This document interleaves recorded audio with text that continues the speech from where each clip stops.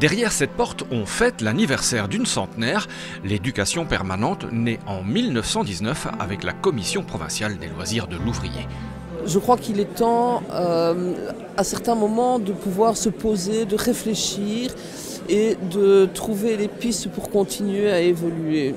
Et j'aime autant, moi, qu'on continue à parler d'éducation populaire plutôt que d'éducation permanente, parce qu'effectivement, notre mission est aussi de pouvoir donner la parole aux personnes qui sont peut-être plus exclues que d'autres, qui ont des choses à dire et qui ont beaucoup à nous apprendre. L'apprentissage, tiens, parlons-en.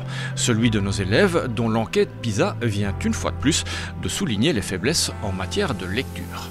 Est-ce que l'éducation permanente a un rôle à jouer, je pense notamment au secteur des bibliothèques, est-ce que l'éducation permanente a un rôle à jouer aux côtés de l'enseignement ?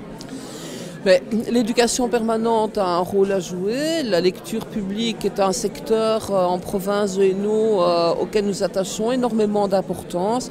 Et nous commençons d'ailleurs déjà des animations avec les bébés à partir de 6 mois. Donc on a de tout temps mis à l'honneur en province de Hainaut à la fois la lecture publique et l'éducation permanente. Et j'ai l'habitude de dire que l'éducation permanente est vraiment le fil conducteur de la politique culturelle en Hainaut. Et donc, en ce qui me concerne, c'est vraiment tout à fait fondamental.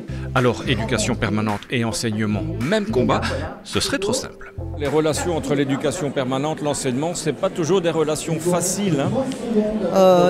Non, parce que le cadre, évidemment, de l'enseignement, parfois, l'éducation permanente va le bousculer. Et nous sommes un peu des troublions dans l'imagerie culturelle. En fait, je pense que c'est vraiment important que l'école s'ouvre.